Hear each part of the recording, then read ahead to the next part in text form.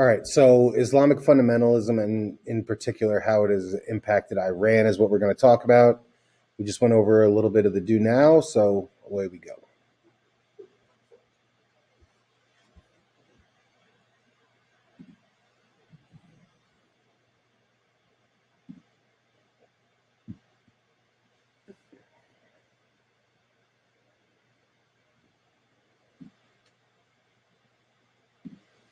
All right, so while you finish up here, you guys may have heard the term Persia or Persian.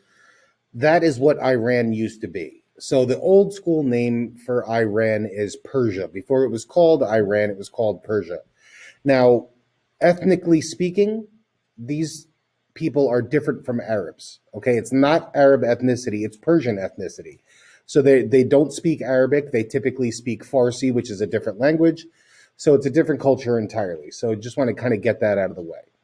But the story with Iran before the Iranian Revolution is that it's an oil rich country that is run by a king, who they call the Shah of Iran. It's really, they call it a dynasty, but it's really just two people, the Pahlavis. So this guy's father is the first Shah, and then Reza Shah Pahlavi is his son, and he becomes Shah 1941 until 1979.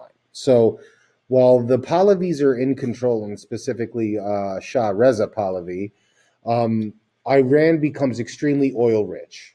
Now, this is when things get interesting, right? If you look at the time frame here, 1941 to 1979, this is the heyday of the automobile industry, and the need for fossil fuels for purposes of industry and things like that is at a record high. Okay, so the need for oil is a serious consideration, and Iran has plenty of it.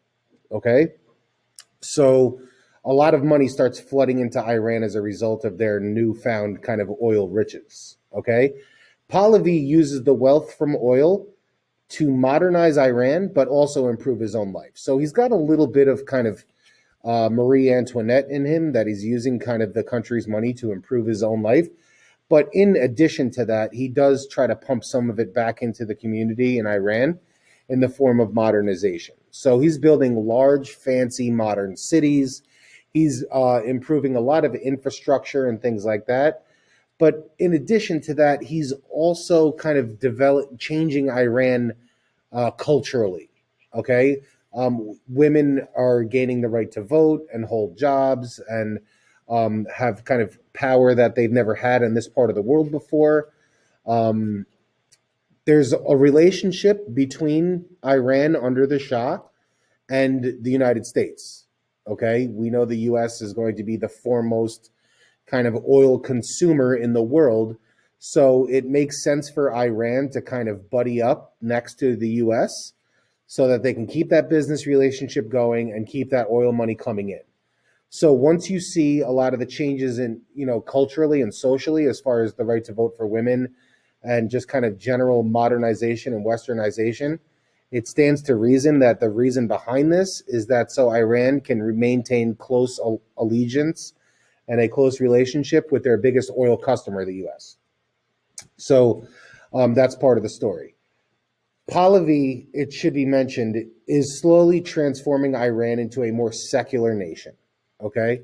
Now, we said that this was originally part of kind of the Islamic Empire. So Islam is the predominant cultural force in this part of the world. So before the Shah, a lot of society is based around Islam. So Pahlavi's oil money and a lot of the reforms that he's bringing into the country are kind of moving the country away from some of the Islamic traditional values that have ruled this area for a really, really long time. So that's a bunch of fancy talk for Iran used to be super religious, and the Shah was making it less religious because he thought that was a good idea. But in reality, it's going to make a lot of people really mad. All right, I'll give you a second.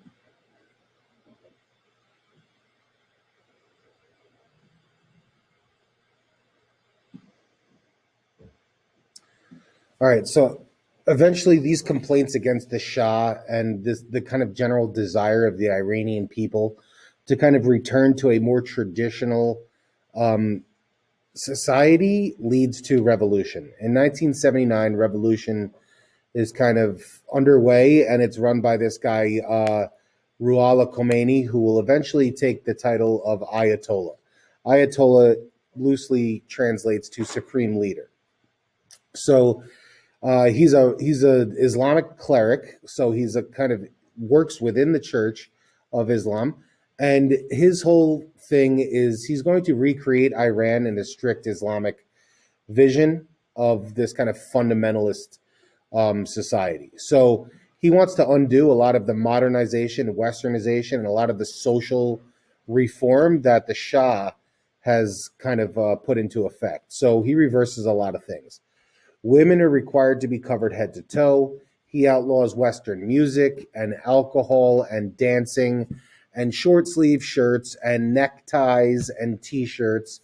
Anything that reminds anyone of the West, he's generally not in favor of. So he's trying to eliminate Western influence altogether. Neckties, for example, that's a Western look. So he does away with that. You know what I mean? Same similar things happen in Turkey. We'll talk about that eventually. Um, but the flip side to this also is that Khomeini also is kind of notorious for kind of oppressing his political opposition. So anyone that tries to rise up and challenge his authority tends to disappear in the night in one way, shape, or form. So he maintains kind of strict control over the religion and politics of Iran. Now, they will dress this up as democracy. Okay, they will claim there are elections and fair democracy and so on and so forth. And some of that is true. However, the role of Ayatollah is to kind of oversee the whole country in the interest of Islam. So any decision that's made by a legislative body through the democratic process, if that decision goes against the general kind of concepts of Islam, the Ayatollah is within his rights to kind of govern in a way to ensure the strict adherence to Islamic fundamental ideals. So anything that's passed that kind of goes against that, he has the right to kind of ignore that and reverse it and make sure it doesn't become part of society or at least law.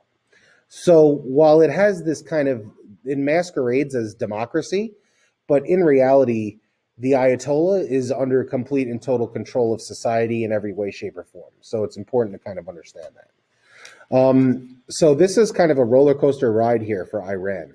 They go from Islamic Persia to the incorporation of Iran and the rule of the Shah and westernization and oil money and modernization and social reform, and then revolution back to strict fundamentalism. So it's this kind of ebb and flow that happens there.